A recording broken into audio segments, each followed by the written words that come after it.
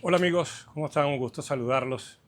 Les recuerdo por supuesto que si les gusta este tipo de contenido le den like, se suscriban para que la comunidad que venimos construyendo aquí siga creciendo. En el video anterior hablábamos de cómo al talentoso en el fútbol siempre se está bajo sospecha, siempre se duda de él, no en cuanto a sus cualidades individuales, sino al aporte global en el juego, en las dos fases del juego que tiene que ver, que son, mejor dicho, cuando el equipo dispone de la pelota, tiene la posesión de la pelota si ustedes quieren, cosa que algún día tendremos que conversar acerca del lenguaje del fútbol, y cuando el equipo no dispone de la pelota o no la tiene.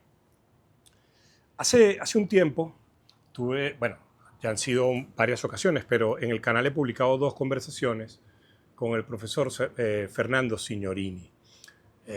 Signorini, como muchos saben y otros no recuerdan, fue el preparador físico, por decirlo de alguna manera, aunque uno debería ser consecuente con el lenguaje y decir que fue el preparador futbolístico que acompañó a Maradona desde tiempos en los que el 10 jugaba para el Fútbol Club Barcelona. La puesta a punto del Mundial del 86, del 90, la del 94, etc.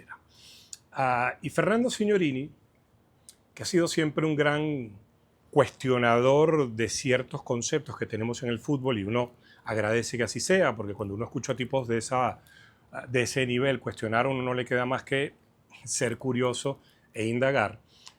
Decía lo siguiente en esa conversación que tuvimos. Esta fue durante la pandemia, si no me falla la memoria, o por lo menos el primer año de la pandemia, en el año 2020. Vamos a escuchar al profe Signorini.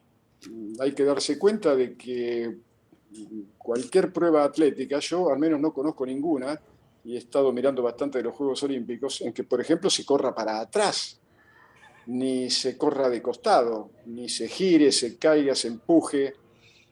Además, el corredor, cuando va por su andarivel, sabe que nadie se puede cruzar, no puede tampoco ocuparse en tener sentir algún tipo de inseguridad o angustia porque alguien le puede dar una patada en el bajo vientre, un codazo en la boca. Su sistema cognitivo está liberado, tiene que correr rápidamente, y el sistema emocional también.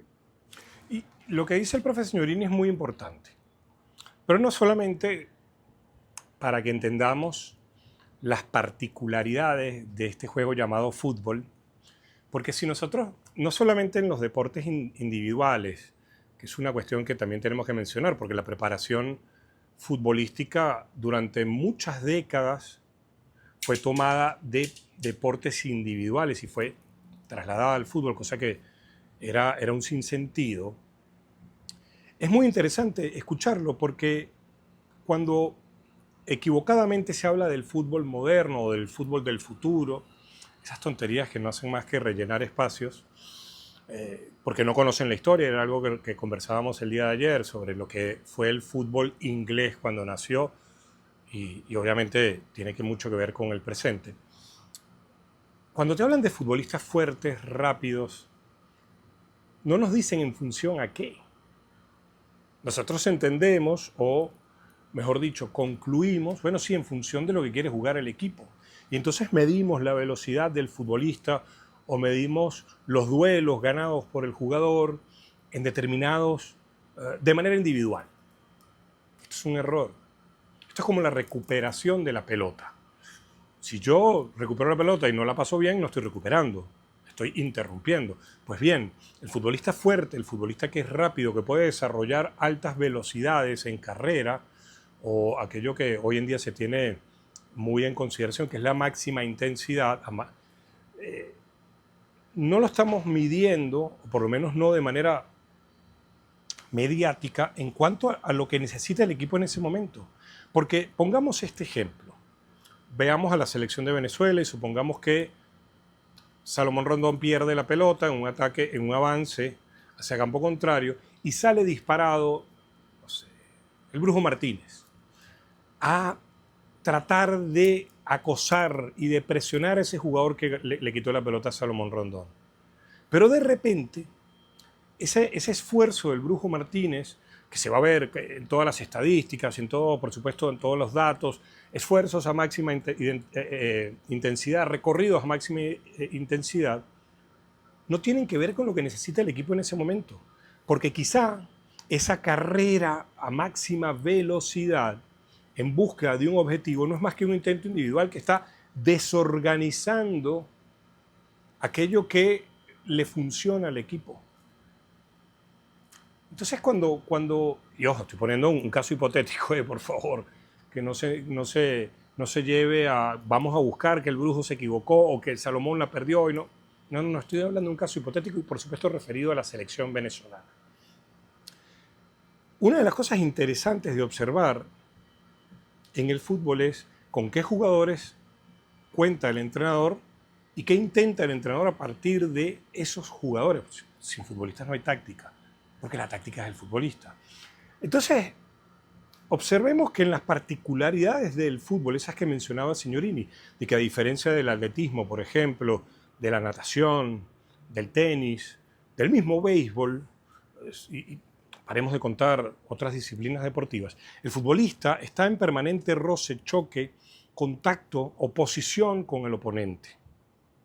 Por eso muchas veces hablamos del oponente y no lo decimos desde el término bélico, sino desde precisamente tener en consideración de dónde viene el concepto oponente.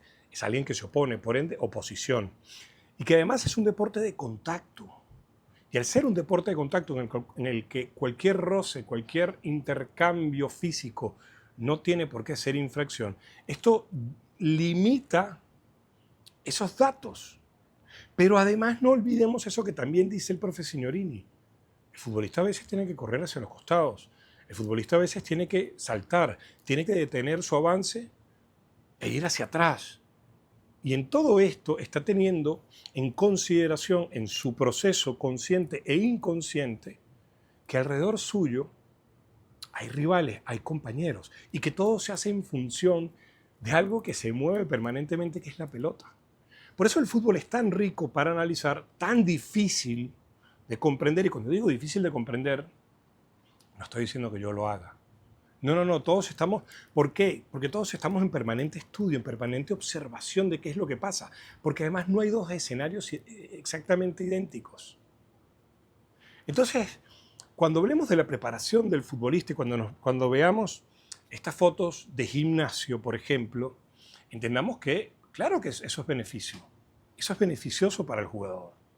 Pero entendamos que después la preparación del jugador está referida a algo que es el juego, que es muy diferente a todo aquello que por mucho tiempo conquistó la manera de entrenar este juego. En estos días, quien fuera uno de los fisioterapeutas más importantes del Barcelona, si no me falla la memoria, llegó a estar al mando de ese departamento y que además es un tipo tan reconocido que viaja por el mundo dictando charlas, que es Juanjo Brau, decía que llegado a este punto de la temporada, es decir, cuando ya quedan pocos partidos y cuando ya el jugador viene con esa carga, no solamente física de la cantidad de partidos que ha jugado, sino también la parte emocional, psicológica, mental, de estrés, la parte cognitiva, en la cual viene mucho desgaste. Él decía, a estas alturas de la temporada suma más un buen descanso que un entrenamiento táctico, estratégico, físico. ¿Por qué? Porque libera al jugador. Y a mí me hizo acordar, yo soy muy malo con algunas fechas y ofrezco mis disculpas. Cuando se enfrentaron en aquella final en el fútbol venezolano, el Zamora Noel San Vicente y el Mineros de Guayana, dirigido por Richard Páez. Yo quiero creer que es el año 2000, la temporada 2014. Quiero creerlo, pero insisto, ofrezco mis disculpas. A mí los recuerdos me hacen equivocarme. Y recuerdo haber llamado al profe Jorge Durán, quien hoy en día, además de haber sido entrenador, además de haber sido preparador de futbolistas, tiene una vocación de educar y de compartir conocimientos que para mí es muy admirable. Y me decía lo mismo cuando le preguntaba cómo preparaba a Mineros el próximo partido, cuando ya tenían una final, y me decía lo mismo, mira, hay que tocar poco, hay que dejarlos que liberen cargas, y liberar cargas es un tema cognitivo, etc. Así que cuando nos hablen de la preparación del futbolista, pensemos en esa reflexión del profe Signorini que, insisto, me la comentó ya por el año 2020 y que está referida mucho a lo que es el desgaste del jugador, pero que el desgaste no es físico exclusivamente, sino que tiene que ver con todo lo que los procesos cognitivos, los procesos de toma de decisión del futbolista cuando entra al campo y se enfrenta a esos escenarios, esos episodios de estrés competitivo que es un partido. Tengámoslo en consideración, porque el futbolista, insisto, no solamente es la tensión de querer ganar, no solamente la responsabilidad de querer hacer las cosas bien, sino en qué contexto ese jugador compite. Y todo aquello que se le presenta como obstáculo de determinadas maneras. Entonces pensemos lo siguiente.